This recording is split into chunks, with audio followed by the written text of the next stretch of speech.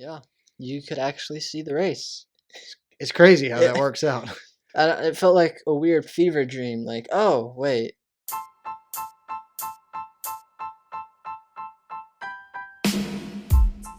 Race car spelled backwards is still race car.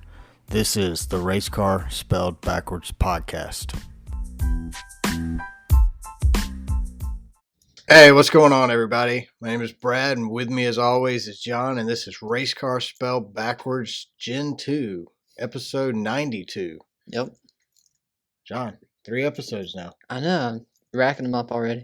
How's it feel? You feel like a professional yet? I do, with the microphone and all. Microphone was a dead giveaway? Yeah. Oh, yeah. It does make you feel legit. Yeah, when you get the whole, setup coming down in front of you like this. Yeah, makes everything feel real. Yeah. I'm a legit podcaster, YouTuber, whatever we are. I don't know. Hey, we're just making it. We're getting by. Yep. So this is episode 92, coming off a Martinsville race. Well, a Martinsville weekend. I really hate to call it a race. It's disrespectful to all the previous good Martinsville races. You know what it reminded me of? When I was younger, we used to go to Bristol every year. Yeah. And before any of the races would start, they would do a holler parade through downtown Bristol, and then it would come up through the campground, right around the campground into the track. Yeah. That's kind of what it reminded me of, the Martinsville races. The holler parade? Yeah, it was like doing a parade. Which, honestly, I think might have been more interesting to watch 38 hollers run around there at 45 miles an hour. Could you imagine that? I bet the haulers could have gone faster. I don't know if they could have gone faster, but it would have definitely been more interesting side by side with a hauler and a trailer going around the turn. Absolutely. So, Martinsville, William Byron won. Yep. Jeff Gluck poll, I voted no. The results came out at 68% of you voted no as well, and 32% of you voted yes because you work for HMS or NASCAR.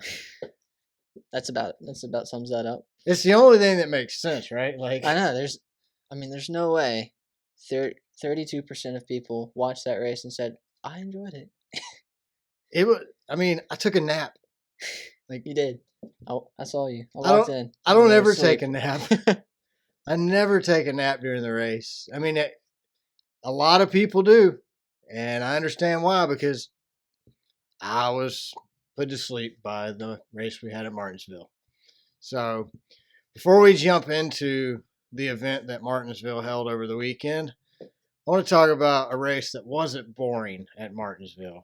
Back in the good old days, we're going to call it the glory days of 2014, the fall race in Martinsville. Man, that was a beautiful day. Dale Jr. and Steve Letarte were firing on all cylinders. Steve Letarte was crazy. Dude dropped the car at Michigan one time on a 2x4 to straighten it out because it had bent in a wreck. But when Steve Letarte was on, there was no stopping him and Dale Jr. Oh, yeah. That was my favorite combo for Dale Jr. was him and Stevie. So on this beautiful day, Dale Jr.'s driving that beautiful, iconic National Guard 88 car with the sparkling letters. Got a little Hot Wheels in that one. Yeah, it was a beautiful car. It's the same one he won Daytona in at 2 a.m. That race lasted forever. Yeah. So 3 laps to go. Dale Jr. moves Tony Stewart up the track, takes the lead. Jeff Gordon follows right through behind him. Now, Jeff Gordon's probably one of the hardest guys to beat at Martinsville. Yeah. And he couldn't get by Dale. He couldn't even catch him enough to move him up the track. That's how good Dale was. Dale was better than Jeff Gordon on that day. So, to me, that was probably one of my favorite Martinsville races. We'll talk about another historical Martinsville race that Mr. Jeff Bodine won for Hendrick Motorsports 40 years ago. Yep. We will talk about that at some point during the show, but I sent John here a video of the 2014 fall Martinsville race with Dale Jr. winning because he was very young at the time. Yeah. Probably doesn't remember it. So I sent him the video to watch. One of the main things that we noticed on the video is the cameras. Yeah. You could actually see the race. It's crazy how that works out. It felt like a weird fever dream. Like, oh, wait. I can actually see the cars. Oh, this is what it's supposed to be like. Now I know what I'm missing every week. Tell you go back and watch old races. Maybe that's what Fox should do. Just go. For your homework this week, Fox, we want you to go back and watch any race from, let's say, 2014 back. Yeah, I don't think they would. That's too much work for them. But that was a great race. Anywhere Dale Jr.'s won at, you can pretty much bet any amount of money that we will be talking about that as a historic race, because for me, it is historic. Yeah. When Dale Jr. won, it was history. Yeah. Because, he is NASCAR, like we said before. And he doesn't pay us to say this. As everybody knows, he's cheap, so yeah, he wouldn't pay us to say this. He's just that good that we do it voluntarily. So, you ready to jump into this? Yep, let's do this. At least you're not Jamie, because at this point, I think Jamie would rip the mic off, just smash it on the floor, and walk off the stage. And it would be over. It would definitely be over. We don't have but one mic. I was about to say, you'd be missing your microphone. I'd be by myself going, okay. Which I can talk. Martinsville. I can talk. We all know that. You wouldn't be talking about Martinsville. I don't know what I'd be talking about. I'd be asking myself questions. So, last week, NASCAR decided to fine Joey Gase $5,000 for walking down the track to throw his bumper at Dawson Cram during the Xfinity Richmond race. Do you agree with that penalty or not, John? I don't disagree with it, but I don't like it either. Because, Joey Gase, he owns the car, got crammed in the wall by Dawson Cram. He's down like $60,000 from that wreck, right? Yeah. And you put a $5,000 fine on it, but at the same time, he walked down the track. NASCAR doesn't want people doing that, so you can't. Yeah, so it's a whatever for me. Yep. I'm not mad, but I wish they would have looked over it. But I understand why they did it. So yeah, I kind of have to agree with you. And I think Denny even said it on his podcast last week that, I think that's where the $60,000 came from, because I got that wrote down too. But I'm off. I think you have to do it. I'll be the first person to get on this show and scream about NASCAR's inconsistencies. They've consistently penalized drivers who walk down the track. When you get out of the car, you're supposed to walk directly to the safety vehicle and go to the infield care center. Yep. You're not supposed to take your helmet and Tony Stewart at somebody, or take your bumper and Joey Gase it at somebody. You just go directly to the infield care center. So, based on consistency, I have to be okay with it, right? Right. So, I think I'm kind of like you. I'm just kind of whatever. Yeah. So, last week when we talked on the show, Denny Hamlin jumping the restart, as he admitted to even doing pretty much, was the big conversation. This week, well, it's still Denny Hamlin. Yep. It's almost always Denny. You can count on Denny. How Denny's not the most popular driver in NASCAR is beyond me, because without Denny, we wouldn't have this to talk about. Right. Any of this. Well, what would we talk about without Denny?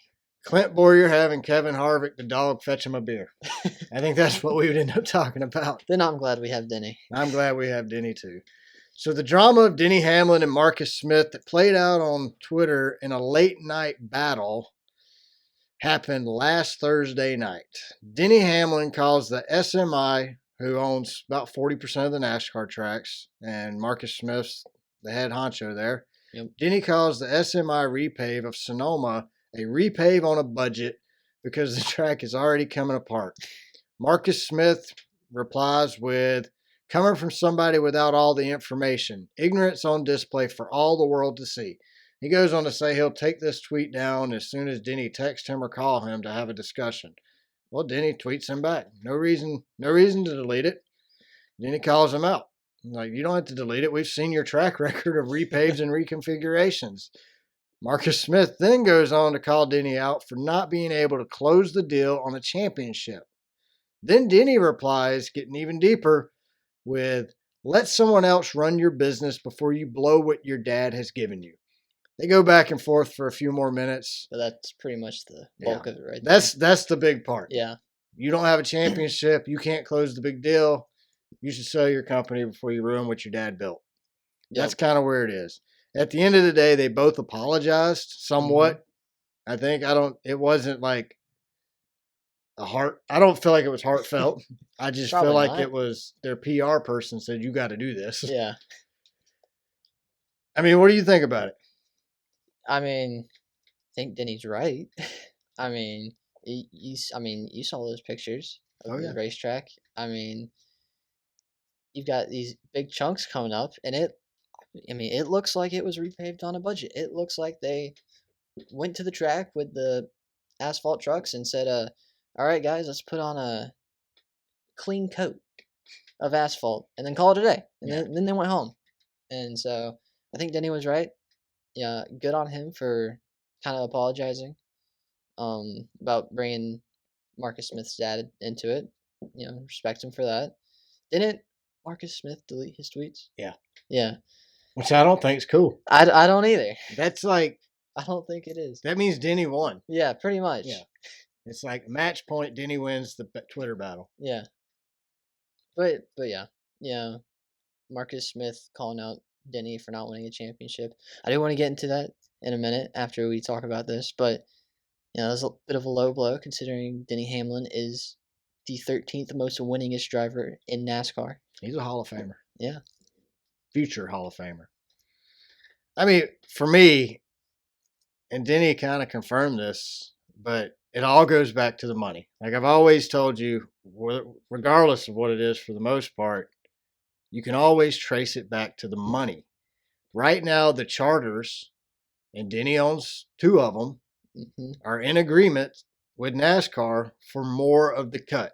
Right now, the teams have to split 25% of the TV money Between all the teams, between right? all the teams. NASCAR gets 10%, and then the tracks get 65%. NASCAR owns roughly 60% of the tracks. Marcus Smith owns the other 40%. Obviously, the biggest cut's going to NASCAR. Yeah. Which makes sense. That's fair. It's NASCAR. Yeah. I mean, they earned that right. Yep. They've built this whole thing. And the next big cut goes to Marcus Smith. Right. Then the next big cut goes to the teams. I think the teams deserve more money. Yeah. I don't go to an event to watch the track. I've been to Atlanta Motor Speedway when it's empty. It's not exciting. There's not much there. So, I mean, you need the drivers, but I was reading the comments on all these tweets, and there's some guys who, from my research of their Twitter profile, look legit when it comes to paving, and they agreed with Denny that it's done on a budget, that it should be done differently. Yep. And I dug into it a little more. Well, when NASCAR takes one of their tracks and repaves it, such as Talladega, they go in and they tear up all the asphalt, recompact the dirt underneath, and start over. Yep. From square one. I mean, when they say it's a repave, it's a repave. Completely. Not a resurface. Yeah, which is what Sonoma looks like. Correct. Now, they've apparently fixed Sonoma, but still, for now. We've already heard rumors that they had some small minor issues at North Wilkesboro during the test on the concrete coming up, or asphalt coming up. They had issues with Atlanta when they repaved Atlanta. Correct. They closed Kentucky down. Yep. They completely destroyed Texas. I don't know what I dislike more, Texas Motor Speedway or the next gen car. I don't even think a tire can fix Texas. But the tire might be able to fix the next gen car. It might, but it couldn't fit Texas. But I think there's, one of the things Denny said on his podcast is 100% true. He wants to know where the reinvestment of all this money's going. Right. Because if you leave the media center and the driver bathroom. Not in the tracks. Yeah. You walk up in the grandstands of the track. Atlanta? Yeah. The bathrooms in Atlanta? Concession stands. I mean, even the suite area is old, outdated. It's outdated. It's still nice. Yeah, you look at the tiles in the ceiling, the drop ceiling, there's water stains. I've been to Daytona recently. Me and Jamie went to the 24 hours a few years in a row. You could have literally eaten off the bathroom floor. They have an Outback Steakhouse in the stands area. Go to Talladega's infield. I remember when we went to Bristol. Bristol was nice. Yeah, Bristol was nice, but A lot nicer than Atlanta. Bristol's smaller though, so it's easier to True. fix. Like SMI owns Bristol, Yeah. and I thought Bristol was nice. I did too. I don't. I'm not saying SMI is not upgrading all their tracks. I mean they're obviously doing some work, but Right. Atlanta's media center extremely nice. But if you leave the media center, ugh. Now, like Talladega, it's the fan experience. I don't think Marcus Smith needs to go in and replace all the bathrooms and all the toilets. Right. But the fan experience, like you don't have at Atlanta what you have at Talladega. Talladega has the kids VIP experience. If you don't know what that is and you Awesome. have kids, like Janet and Eric, you definitely should take your son to Talladega to the kids VIP experience. I mean, John, we Yep. got to meet every single cup driver, got his autograph on a checker flag except for Joey Logano. Yeah, it was a win-win. It was a win-win. It wasn't planned, but Joey went in the back door of the media center for the drivers meeting. Everybody else walked by the kids who were, I mean, they know it's a red carpet for the kids. There's kids lined up on this red carpet to meet drivers. Joey veered to the left and went in the back door. He didn't want anything to do with it. But we were okay with that. Completely okay with that. I would have hid the flag anyway. Like, we don't want Joey touching We would have this. scratched that one out. Actually, no. It's just when he walks by, be like, no, not you. Not you. That would have been funny. Get that on video. Yeah. Not you, sir. So Next. that's all I'm saying. Like, I would like to see more like when you go to Atlanta, they had guys on pogo sticks there 2 years ago. That was our entertainment. That The was fun. fans are more entertaining to watch than the entertainment they Absolutely. bring. So What was it? Was that Leprechaun? yeah, we had a leprechaun. We had a leprechaun in Atlanta. We had a leprechaun dancing on a cooler in Bristol. I mean, I don't know what it is about you and leprechauns, but every time I take you to a race, a leprechaun shows up. Where's our pot of gold? It's not at a racetrack. I can assure you that. All right, so truck race. Christian Eckes wins the Truck Series race Friday night at Martinsville in a caution-filled race. What are your thoughts on that truck race you watched, John? Because I know you watched it with me. Yeah. I attempted to watch would be more appropriate. Yeah. I thought the race itself, the parts you could see, were good. Yeah. Christian Eckes was strong all night. He was phenomenal on every single restart. Like at the start of the race, he, who was in front? Who started on pole? I don't remember. Me neither. Yeah. Whatever. He got into first at the start of the race, and every restart he just kept making up positions. And, Yeah, he got some pit strategy, ended up sending him to the back, and he had to overcome that. but it's okay. They wrecked 23 times, and Yeah. he had 23 restarts to make all that ground back up. But he was phenomenal all night. He did a great job. But man, it was a hard race to watch on Fox's behalf. Yeah, Fox didn't do us any favors there. No. I thought it was the truck race is always good, the beating and banging. Yeah. There was 11 cautions in the Truck Series race. I actually went and looked this up because I thought it was like 77, but I went and looked. It was 11. It felt like 50. The problem with the Truck Series is they always seem to have a caution towards the end. Like you're watching a race and they're flowing good, and it's like Yep. 20 laps to go. 15 caution. All right, restart, caution. Restart, caution. And next thing you know, you're at a green, white checkered, and you haven't raced in really 20 laps because all Yeah. you've done is restarts. Yeah. You had Grant Enfinger in the number 9 truck. Ooh. He was on a roll, man. It's like every time the TV went to Enfinger, he got into somebody's rear end and put him in the wall. Yep. We're going to just call it from now on getting Enfingered because, I mean, it was horrible. You had Lane Riggs. I mean, I expected more out of Riggs because of his short track background. Yeah. I expected more out of him here at Martinsville, but I just think he's getting overexcited in the truck and he's making dumb moves.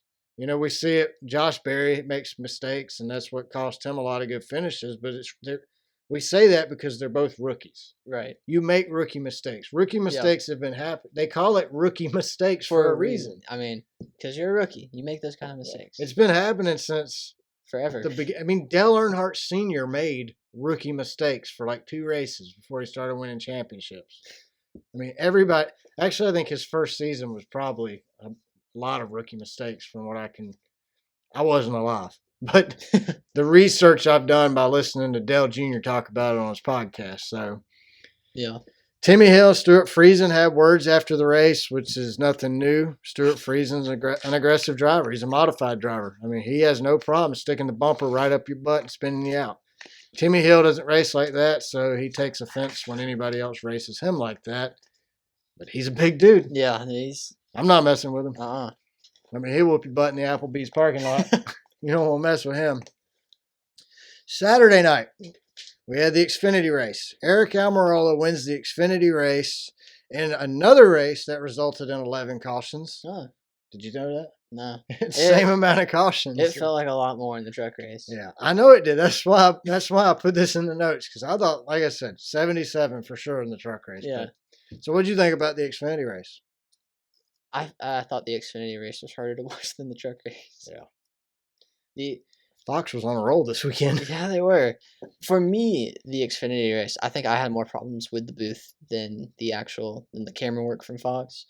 But I don't know, just in the booth, they would, you'd see the yellow come out on the side of your screen, on the left side of your screen. You'd see it was yellow, and they want to talk about it for 10, 15 seconds till you saw it on TV. And then they're like, oh yeah, so-and-so wrecked again.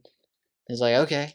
You couldn't have told us that, like they're already, the pace car's already out at this point. We already know what happened. We've seen the replay at this point. Yeah. It's like they were in the middle of a thought, and they're speaking what they're thinking, Caution happens when, I think, and because this is the minor leagues, but I think your seasoned veteran broadcasters like Darrell Waltrip, Mike Joy, Larry Mack, those guys can easily transition from in the middle of a sentence to whoa. Exactly.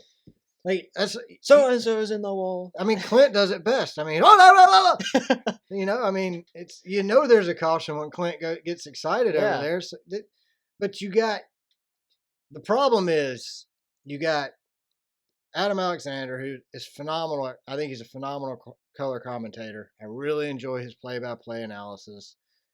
Then you got Ryan Blaney and Austin Cindric.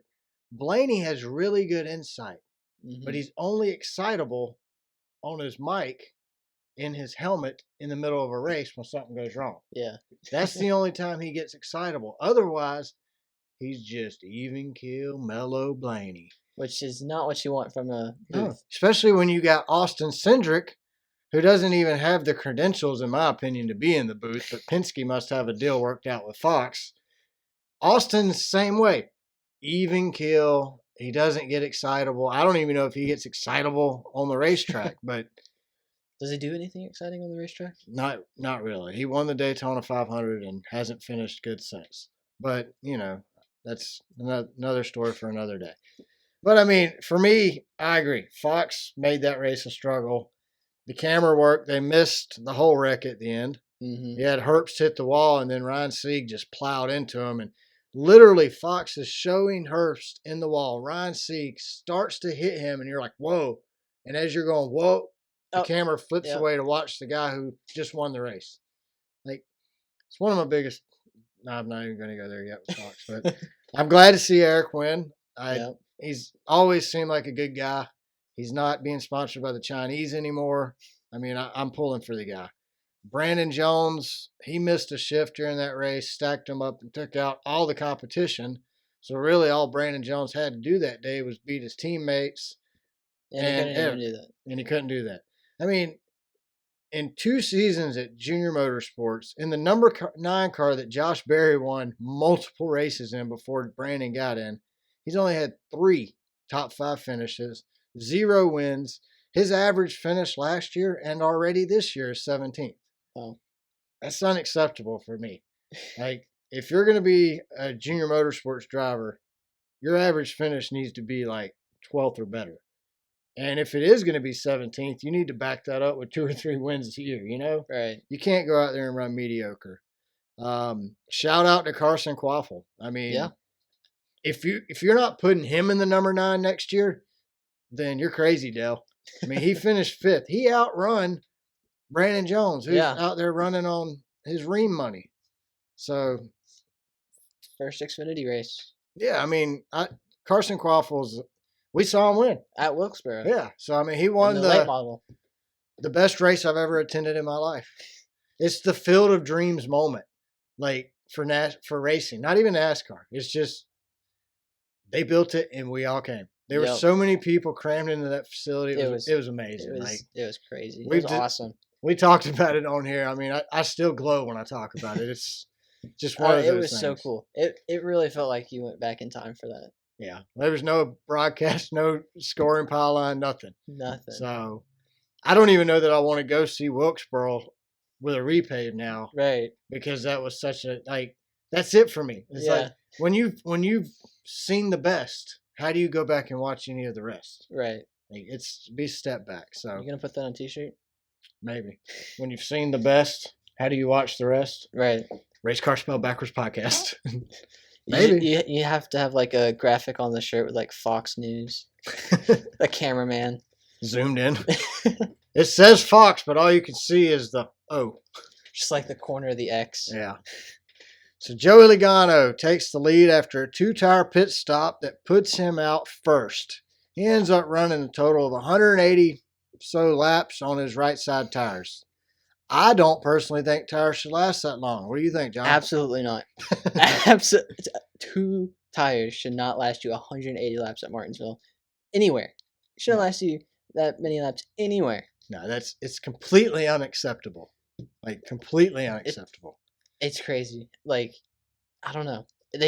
Your tires should start to fall off by 100 laps. Like, you should be at least... They should be blowing. Yeah. Not just falling off. They should literally. I mean, Christopher Bell's tire fell off, but it shouldn't be like that kind of fall off. Like, yeah. They could have legit ran that whole race yesterday on 3 sets of tires. I mean, we didn't have tire problems. No. I mean, at the end of the race, the 42 blew a brake rotor. Not even a tire. Not even. His tires were still in great condition. He's going to use those tires again at Texas, probably. We got to get this fixed. There's zero, like I said, there's zero excuses for it. Now, it was nice to see Chase Elliott leading some laps yesterday. Yeah. But he didn't really have anything for William Byron. No. Seems to me Byron really has this new car figured out. Because once William Byron got out front yesterday, he was gone. My question to you, John, is William Byron the next Jimmy Johnson? See, that's a hard one. That's a hard statement to make. William Byron, he's great in the next gen car. But is he? I don't think he's a Jimmy Johnson. I mean, kind of with you. I think William Byron wins more championships than Jeff Gordon. And so more than 4. Yep. And more races than Denny Hamlin. It depends on how many. But Denny Hamlin. I was about to say, Denny's still doing great. So it depends on how many he puts up and how long he keeps racing. Do you know how many races Denny Hamlin's currently won? Denny has currently 53 Cup Series. So I think William, he's in his 20s. He's currently at 14. I could see William. On a 7th. Maybe, I think he wins 50. William Byron is currently on a 7th season. This is his 7th season in the sport. 14 wins. 11 of those wins are in the next gen car. Denny Hamlin, I think this is his 20th year, maybe a little more. Yeah, he's old. Yeah, but I mean, we're almost the same age. But he has 53 wins in 20 years. Could William Byron do it? Yes. If other people start to get better in this next gen car, or if NASCAR changes the car, changes the tire, maybe does he still, have the advantage? Does he still retain this kind of dominance we've been seeing out of him since the next gen car? I don't think we. Well, I don't know. He wasn't that impressive in the old car, right? But there's a learning curve. Yeah. Used to be rookies won a race. Rookies could win a race their first season. You don't really see that anymore. But when William Byron was in the Truck Series, I mean, he was almost unstoppable there. Yeah, he was great in the Truck Series. So I don't think he's the next Jimmy Johnson. I don't think I hate to say that we won't have another Jimmy Johnson, because we said we'll never have another Richard Petty, and we had Dale Earnhardt come out and win 7 championships. We said we'll never have another Dale Earnhardt. We had Jimmy Johnson win 7 championships. We're going to say we're not going to have another Jimmy Johnson. Then someone else is going to come out and Under this current championship style, I don't. though, it makes it harder. It's really hard to win 7 championships. Like Jimmy did it when the whole chase mattered. Yeah. It wasn't just a one race shootout. It was a whole chase. Yeah, there's the whole thing put together. I mean, Jimmy Johnson won it in just about every format there is. So true. He probably could win it today, honestly. Yeah. I don't know that I say William Byron will win more championships than Jeff, but 4? That's a big number. Yeah, I still think he wins multiple. I'm gonna say he wins 3. I'll go 3 or 4. Yeah, I think, but I can agree with that. I still think he wins 50 something races. I mean, and that's no small feat. Right. Like, I mean, that's a superstar. Yeah, Denny Hamlin, 13th most winningest driver of all time with 53. So winning 50, that gets you up there. Yeah, I don't think he's the next Jimmy Johnson. No, I mean, to put it in perspective, Jimmy Johnson in his 7th season, he had won 33 races and 2 championships. So wow, in his first 7 seasons. Yeah, that puts it in perspective, really. So yeah, they're not even in the same category. But if William Byron, if he wins the championship this year, that puts him a lot closer, in my opinion. One of the things that really impresses me about William Byron is it's not just William Byron. It's the guy he won all his truck races with, his crew chief, Rudy Frugal, is who's with him now. Since him and Rudy have gotten back together in the Cup Series, William Byron has been way better. Mm-hmm. I think him and Rudy are just like Jeff and Ray Abraham was. Like when those two broke up, their careers, I'm not going to say it ended, but Jeff wasn't the same Jeff Gordon that he was under Ray Abraham. Right. I mean, Richard, these guys, Dale, I mean, all these guys run really good with one crew chief. And William Byron, that's what I like. William Byron came out 18th or started 18th at Martinsville in a race that you couldn't pass. Him and Rudy worked together on pit strategy and different things to get him up there. You put him in proximity of taking the lead. His driving ability does the rest. Yeah. Oh yeah. I mean, it did take him 350 laps, but he did. He got there. He did make it up 18 spots, which is something that Chad Knaus and Jimmy Johnson used to be really good at doing. Yeah. Like they would put together a whole race, and that's what you're seeing with William Byron and Rudy. They put together a whole race, and that's what it takes to win. So I don't think he's the next Jimmy, like I said, but he's definitely a Hall of Famer. There's no doubt about that. He's definitely going to be one of the greats. So on the last on the only green-white checker with 2 laps to go, Denny Hamlin decides to do what everyone else doesn't do and pits with 2 laps to go, going from 4th to end up finishing 11th. Can you tell me why he pitted? No, I have no idea why he would pit there. I mean, we've talked about it every week. Tires don't matter. Not at all. So, I mean, I don't know. I mean, if you want to look at it from a different angle, I mean, he's running 4th. You've got 3 HMS cars, 1st, 2nd, 3rd. There is a very slim chance. Very small. That you are making it through that pack for the lead. So, I don't know. Maybe they're hoping for another green-white checker. Something happens, and they have to line back up and get some kind of advantage there. I don't know. That's kind of my thought is he's got 2 wins already this season. It's still very early in the season. Why not take a risk? You're not going to beat them doing the same exact thing that they're doing. Right. Your only shot is to try something different. Yeah. Yeah, he went from finishing 4th to 11th. We don't know that he would have finished 4th. Right. They were beating and banging bumper cars. My initial reaction was, what are you doing? Tires have not mattered for 398 laps. Yeah. They're not going to matter for 2. You can go get 4 tires, restart 18th, and 100 laps, you're still in 18th. Yeah. Tires don't matter. But him and Gabehart, they did something different. You gotta give them credit for that, right? Right. So I'm okay with the decision as a fan. I like to see you take a risk, and I didn't even think about it, but like you said, if they would have got multiple green-white checkers, he's on fresher tires. these cars were only falling off like 3/10 over 50 laps. Yeah. But that's still 3/10. And you do that, if he can get 1 or 2 spots every restart, maybe he's back up there with a shot. Who knows? Right. It didn't happen, so we don't know. Right. But if you don't take a chance, you have no option of reaping the reward that it could bring. Yeah. So I'm good with it. Brad Keselowski ended up finishing 23rd yesterday. Mm-hmm. Kyle Busch ended up finishing 16th yesterday. Austin Dillon finished where he should finish, in the back. But it's almost like, to me, like these veterans are still struggling with this new car. We heard Chase admit it, that he struggled with this new car. Denny seems like he's figured it out. Yeah. I mean, he's been on it. I mean, is it an age thing, do you think? Or is it just they got too comfortable with the old car? I mean, what's going on with these guys? I think it might be a little bit of age.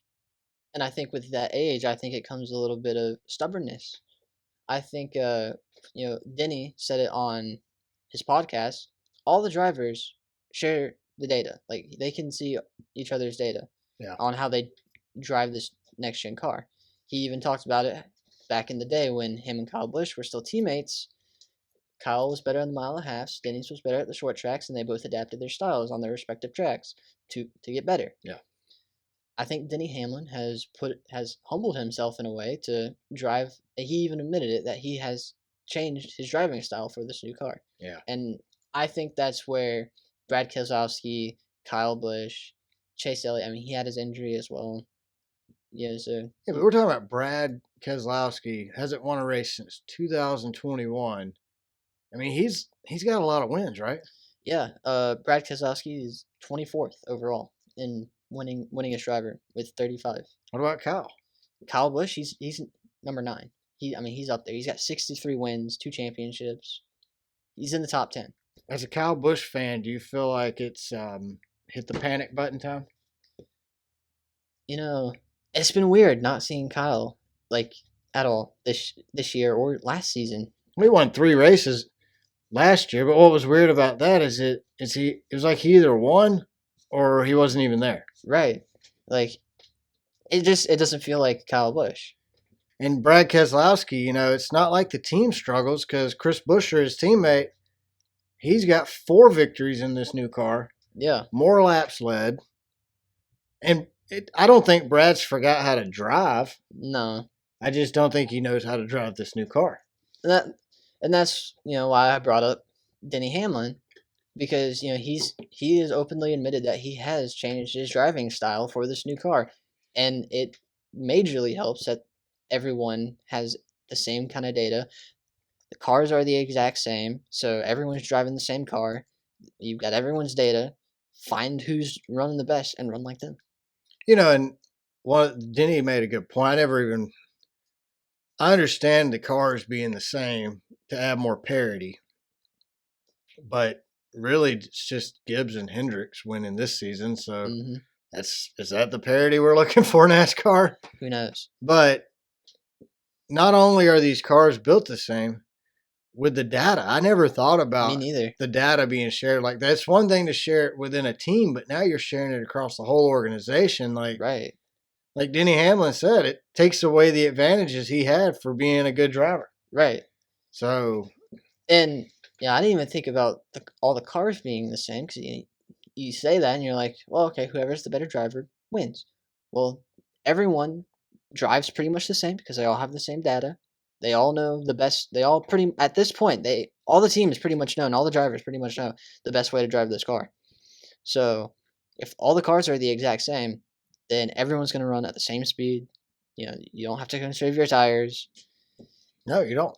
So that's why we have racing where Denny Hamlin can't pass Austin Dillon, who is in the back. Or Austin Cindric, who's a lap down. Yeah. And, I was thinking about it because I was listening to the Denny Hamlin's podcast on the way home. When he mentioned that all the cars are the same, I was like, not even in Formula 1 are the cars all the same. They have limitations, they have restrictions, and, certain criteria that they need to meet when building their car. Which was how the old car used to be. Yeah, but not even in Formula 1. They say, okay, here's your here's your limitations, here's your criteria you need to meet. Teams, go build a car, and then they can even adjust a few things throughout the season. And that's why Red Bull and F1 is dominating right now, because over the past couple of years they have produced by far the best car in the F1 scene. And it'll take multiple years for the other teams in F1 to catch up to Red Bull. Because they don't know what they're doing. Exactly. And by the time they catch up, Red Bull's going to be that much farther ahead. Right. It's just it's a chasing game, which is how it used to be in NASCAR. But it's not anymore. No. And that's why we get the kind of race. That's partially the reason we get the kind of racing we do at Martinsville and Richmond and every other track.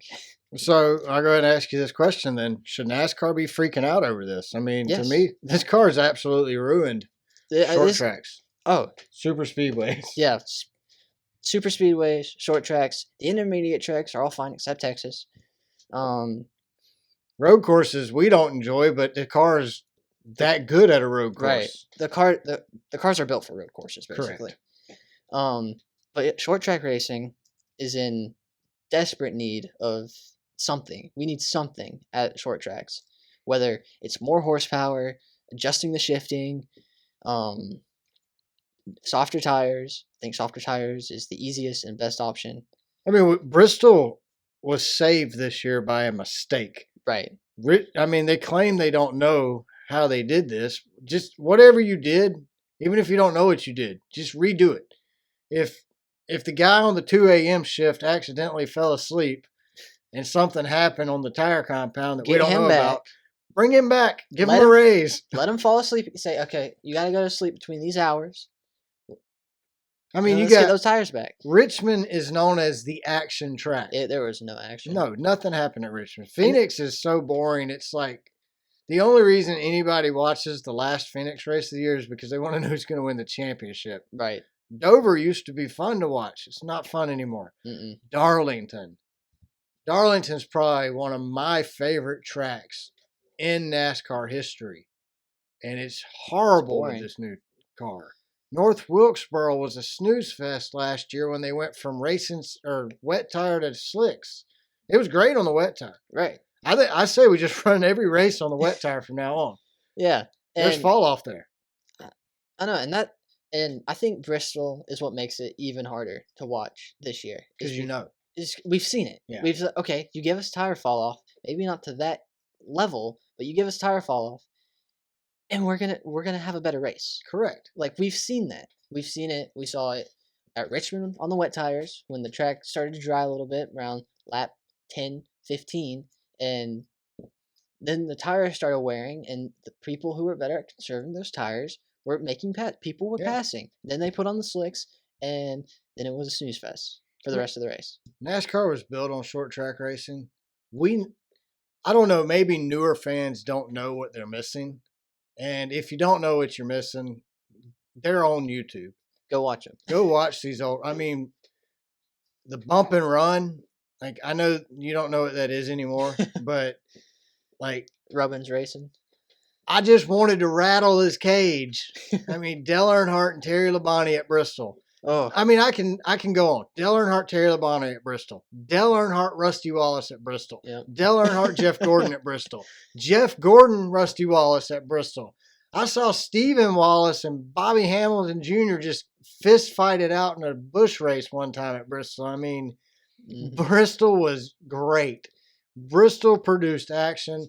It was Bristol, baby. Yes, that's where it's Bristol, baby.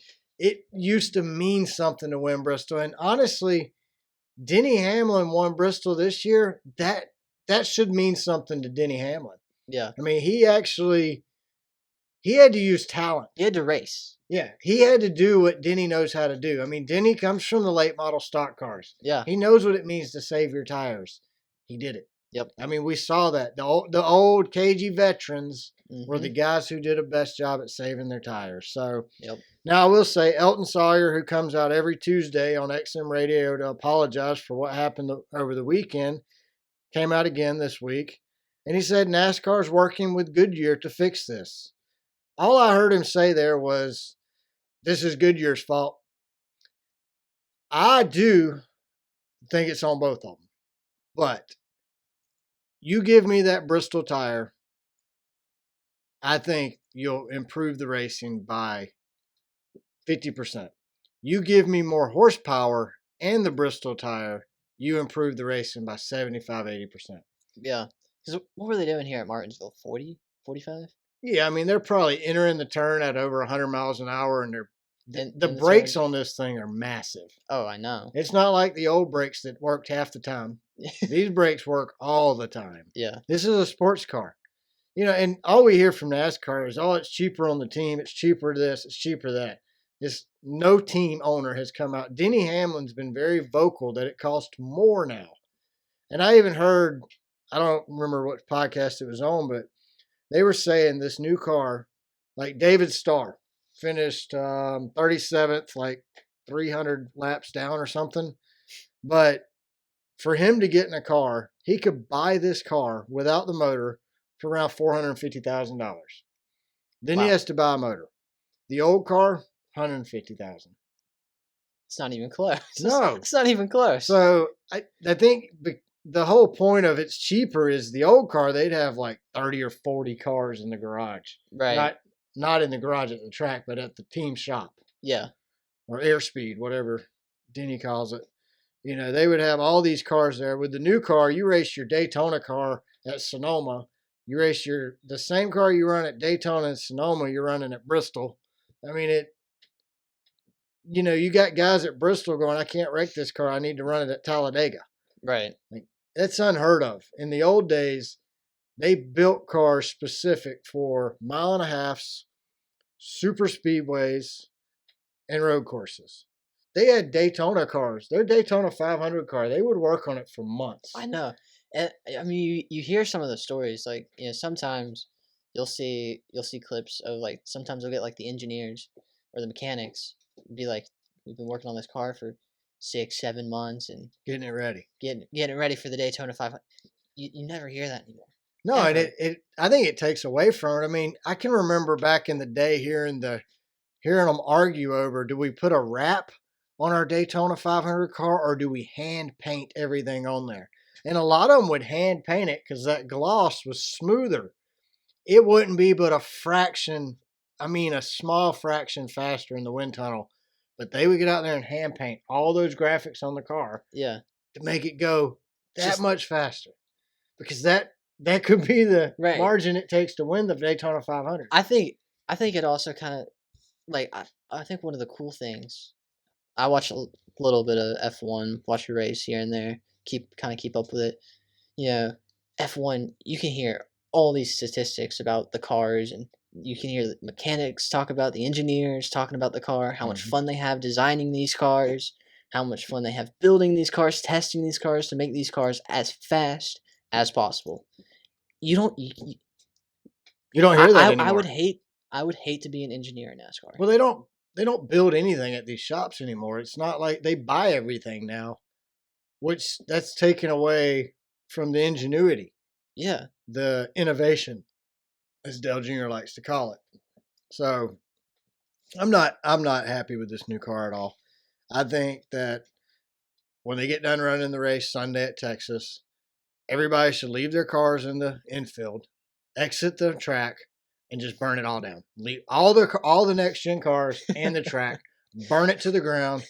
Look, Texas has a great little dirt track out there. Why can't we put like a Bristol?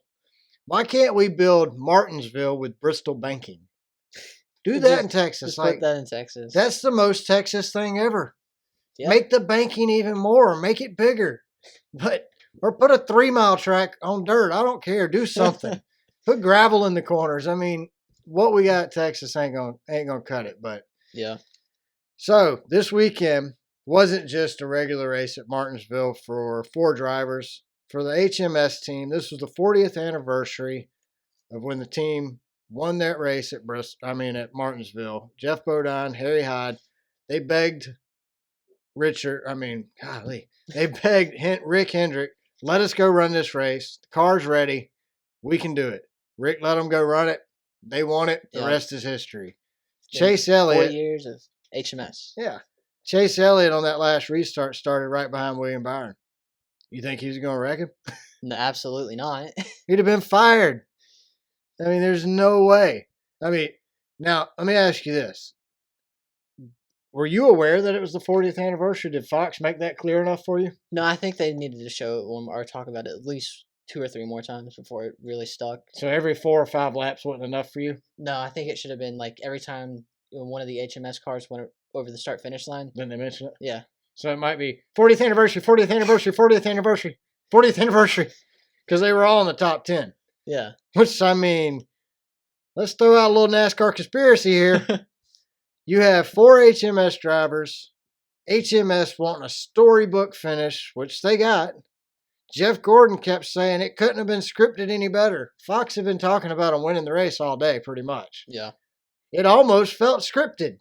Almost. Then they finished 1, 2, 3, 7.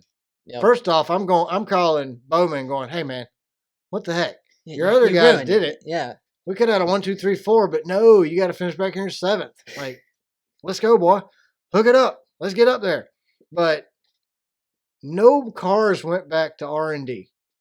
That's not abnormal. NASCAR doesn't always take cars back, but when one team finishes 1, 2, 3 and runs that strong all day long, they led pretty much the whole race. Other than Denny Hamlin, HMS was leading the race. Yeah. I'm not saying they cheated. It's a possibility. There's a really good possibility. I don't know, but you think about it. Larson's great. I mean, he started on pole, right? Larson, yeah. So I mean, we're at Martinsville on next gen car. You can't pass. So Larson being up front, okay. Chase Elliott, he did good. He led. He led some laps. I mean, Chase Elliott, he's been improving over the past couple of races, so it's not a big shocker to see. And then William Byron, he's the most winningest driver in the next gen car. Could it be a conspiracy? Could they have cheated? I mean, yes, they absolutely could have. Dale Jr. raced in an Xfinity race, only one, for Richard Childress Racing in the number 3 yellow and blue, like this, Wrangler car. At the end of that race, Dale Jr. was leading. Nobody tried to pass him. It was the most storybook ending you could have ever asked for. Like, the whole day was electric. Dale Earnhardt Jr. is in the number 3 car that looks just like the car his daddy drove. Mm-hmm. Dale Earnhardt Jr. won that race. I remember Greg Biffle was behind him, and I'm screaming, "You better not wreck him! You better not wreck him!" I mean, I was jumping up and down, flipping couches over. I mean, I watched my daddy flip over a coffee table at my great-grandmother's house one time when Dale Earnhardt won the race. I was acting the same way when Dale Jr. won that Xfinity race in that number 3 car. But nobody was going to pass him. I wouldn't have passed him. Yeah, I mean, I kind of feel like it. No, I don't think it's scripted, but if they were cheating, they passed post-race inspection. Yeah. But there's things you can do that aren't caught during post-race inspection. I think they was probably doing it. Every bit of creativity, ingenuity that they had built into them, they put in those 4 cars. Absolutely. NASCAR wasn't going to take that 40th anniversary win away. No. I mean, they have. Could you imagine that? They have 1,500 employees at the track. That's the only reason they stormed the building. It's the only reason there was a 38% yes on the Jeff Fluke poll. It would have been worse than the crowd. The crowd would have went even more bonkers than they did when Dale Sr. wrecked Terry Labonte. Yeah. I mean, Dale Sr. My dad was at that race, and he said when he was leaving, he almost wanted to cover up the 3 on his shirt because the Terry Labonte fans were so mad at Dale Earnhardt. So, all right, John, let's talk about the elephant in the room. We've waited to the end of the show to go off on this, and this is the point of the show where I might go into a rant. Maybe. I'm going to try not to, but I'll be impressed. The other podcasts, they don't really get into this because they're all in the race or, work the booth or on the spotter stand. But let's talk about Fox. Fox is covering these races like they don't care at all. No. I mean, you've watched them. It's really hard. I just want to watch the race, man. Yeah, Friday night. I just want to enjoy the race. We're watching the truck race Friday night, and we're both literally screaming at the TV. Zoom out. Zoom out. Zoom out. We can't see. I could tell you what Christian Eckes ate for breakfast. They zoomed in so close. I mean, John Hunter Nemechek had a pimple he needed to pop. I could see it through his visor. That's how close we are. It's bad, man. It really is. Like Saturday, the Xfinity race, they missed the wreck. They showed, they got a quarter of it, but they missed 3/4 of the wreck at the end. Yeah. Sunday, the booth is going crazy about a wreck that's happening on the track. Did Fox show a replay ever? No, they never. Thanks to Twitter, we got to see a replay. But it took a fan in the stands to do a better job than what Fox does. And then the truck race, we already said they don't know anything but 55 times zoom. I mean, it's ridiculous. And when a car wins the race, there's 36 other cars on the track. When the leader crosses the start-finish line, he wins. He's won. We don't need to keep the camera on him. He's not going to do anything spectacular. We don't have to watch him go around the track for another 3 laps. Show the rest of the race. That's all. I mean, show everybody coming across the start-finish line. Show the wrecks that are happening that we're missing. Yeah. I mean, the Truck Series broadcast is a joke. Mm-hmm. I mean, they literally make fun of fans the whole time with the stupid little skits they put on. I mean, oh my gosh, that one skit with the trophy. Oh yeah, and the championship races. Yeah. It's like, this isn't Nickelodeon Jr. or whatever. Oh, Nickelodeon. Speaking of Nick Jr., last year they'd had a stupid watermelon seed singing a song hanging off the corner of somebody's mouth. Oh gosh. Like, it was ridiculous. I mean, it's so bad. Even Sunday was bad. Like, and I think Sunday was bad because the Cup race was horrible. So Clint and them had nothing to talk about. So all they literally talked about was HMS. HMS. Every 3 to 4 laps. It was HMS's 40th anniversary. Those Ruby cars. Look at all them Ruby t-shirts down there. Hey, Michael, can you go find the oldest employee that they have at HMS here at the track today? I was here when Jeff Bodine won your race. I remember. That's great, but that's an interview you show before the race, not mid-race, But to be fair, we didn't miss anything. No, I mean, I'm with you there, but come up with something better. Right. For half the season, Fox does the truck race from a basement in Charlotte with 2 TVs stacked up behind them. I could do a better job. I wouldn't let Fox do a bar mitzvah or a marble race on YouTube. Like, it is literally, they're that bad. It's a joke. It's a joke. The truck race is almost unwatchable. Yeah. Like, it really is. Like, you had Clint Boyers talking about Christopher Bell when his tire came off and got stuck in the wheel well. He's like, oh, he got into somebody. And they're zoomed in so close, we know he didn't hit nobody. We can't see no scratches. There wasn't a scratch, a dent, a smudge. There was nothing on the side of that car.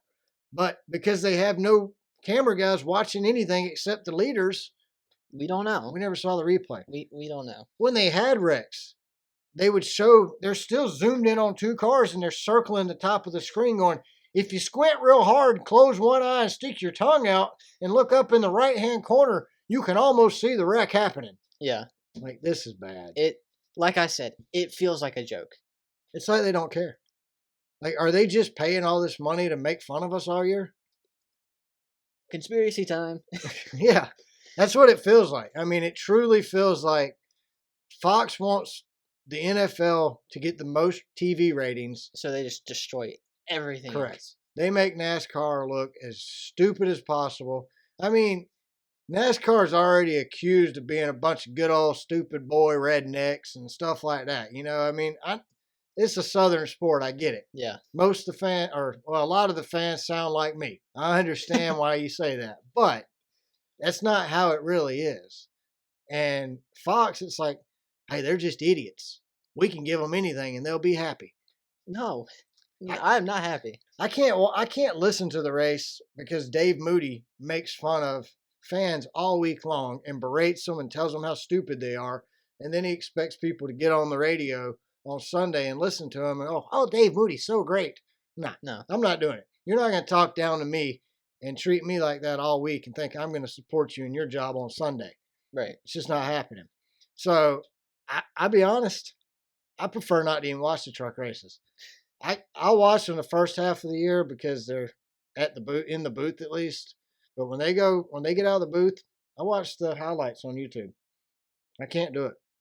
Yeah. So knowing what you know, seeing what you see from Fox, would you recommend your friends to watch this stuff? No. I mean, would they be mad at you? Probably. They'd probably come to my house and be like, dude, what the heck? I mean, why are you making me watch this crap? If NASCAR's goal is to bring in new, younger fans, then they've got to do something about this. They got to fix the car. If they don't fix the car, then it all goes downhill. Yeah, you ruin everything. The sport can't survive many more years. I mean, we're on third season of the next gen car, and it's exhausting. Worse. It's exhausting. Worse. I mean, it's just exhausting because we've had 3 years of the same stuff. Now you can make the argument that NASCAR's like, okay, we tried it for 3 years. Okay, now let's do something about it. Like, It's been 3 years. Let's start making some changes. It's not working. Let's do something more than, we tweaked the right front fender just a little bit on the aerodynamics. Look, they're running 45 miles an hour in the corner at Martinsville. Do you really think aerodynamics plays a role there? Exactly. I mean, we saw Jeremy Clements on Saturday running around with no front end, no hood, and he was still running the top, on the lead lap. So it's not aero. It's not obviously not aero. Please, let's do some tires. I really think give them more horsepower because then the driver has to manage how much power he gives the car. Yeah.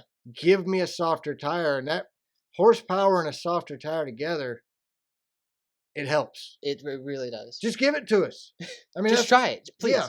Just do something. Do something. That's all. Run one race like that. I mean, that's all I want at this point is for them to just do something, anything. It's like in Days of Thunder when they went out and he said, "You give me 50 laps your way, 50 laps my way. I'll beat you every time you give me an honest run." NASCAR, give us one race, more horsepower, softer tires. See what happens, please. If it's no better, then we'll close the series down. Fair point. Then we need a new car. Yeah. Then it's a really bad problem. Yeah. Then we win it. I mean, Denny Hamlin said it best. If they do nothing and we don't change, we get what we deserve. Yeah. And people aren't going to keep watching. Mm-mm. So, you got anything else before we get ready to close this off? I'll say one last thing about Fox, and because they have their whole. I don't know, their portraits of the drivers. Oh, yeah. That you don't like that? You don't No. like the cartoon characters? I hate the cartoon characters. I mean... Me and Jamie have literally complained about that for 89 episodes. I hate the cartoon characters. To me, NASCAR drivers, race car drivers in general, are cool. These are cool guys. They're going in these 3,000-pound, 600, 800, big V8 race cars running side by side for hundreds of miles. These guys are cool. Yeah, and they're doing something we can't do. Right. I can't get out there. Well, maybe on the next gen car. But I can't get out there and do what these guys do. These guys, I mean, you've got the race in the Coliseum. It's like gladiators. These are modern day gladiators jumping in these giant, death machines and running around racetrack for hundreds of miles. They're supposed to be cool. And then you got these stupid cartoon characters that Fox puts up. It's like, this ain't Disney, dude. I hope not. That's what it feels like. I mean, it's like they got cartoon characters. Kyle Busch hasn't had abs ever. And in his character, he has abs. There's nobody. I don't even think Jace thinks this is cool. There's nobody, anybody of any age thinks this is cool. It's just not.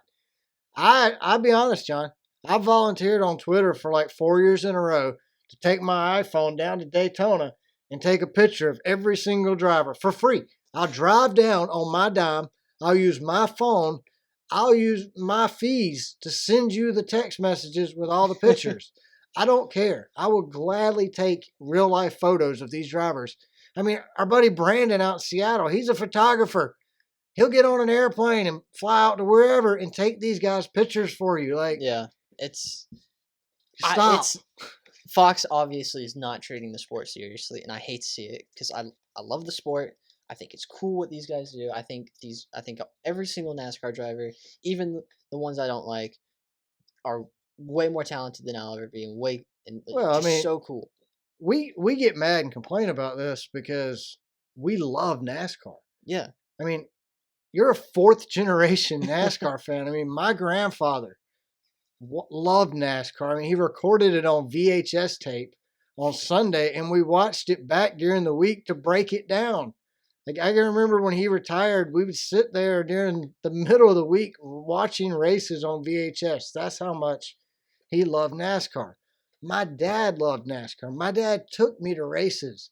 I can remember being at Atlanta skipping school when I was just a wee little tot, freezing my butt off on a Monday to watch the Cup race with my dad. Yeah. I've taken you to the racetrack since you were born. I mean, we love racing, right. And that's why this upsets us so much. Like, all we want is racing. That's all I want back. I just want racing back. Let's make NASCAR great again, please. Yeah. Like, it's broke. It really is. We need to fix it. So this weekend we have Texas. It's going to be we're going trout fishing. That's what kind of race it's going to be. But it is at 3 p.m. on Sunday. It's going to be on FS1 and PRN. It is a 1.5 mile boring track. Honestly, I'm kind of looking forward to it after Richmond and Martinsville, these two short track debacles. But who knows? Maybe for whatever reason it'll rain and we'll run the wet weather tires. I don't think they'll run wet weather tires. Or they ain't gonna run these sprinkle tires on 1.5 mile tracks. But that would be cool. Yeah. Let's just use the wet weather tires, period. Even on dry. Who cares? So really, that's all I got. You got anything else? No, that's all right. Covered it all. Thanks to everyone who watches, listens to the show, shares us on social media. I want to give a big shout out to my mom, your Mimi, grandma. They share this show on social media with everybody. Shout out to their Sunday school class. Like, I know their whole Sunday school class watches this show now. We greatly appreciate every one of you ladies. We love you. Thank you for watching the show each week. Make sure you follow us on Twitter. We're at Car Backwards. Everybody else, share it with your Sunday school class too. Make sure you subscribe to our YouTube channel. Check out all our videos and all our shorts. You can check us out on Spotify. Make sure you follow us there and rate us. Subscribe to the show on Apple Podcasts and leave us a review like Brandon did.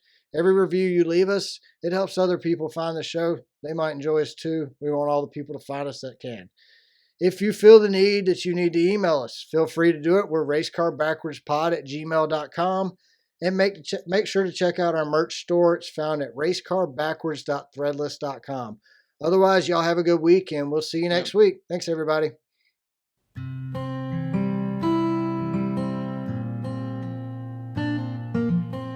You just listened to Race Car spelled backwards. For that, we thank you.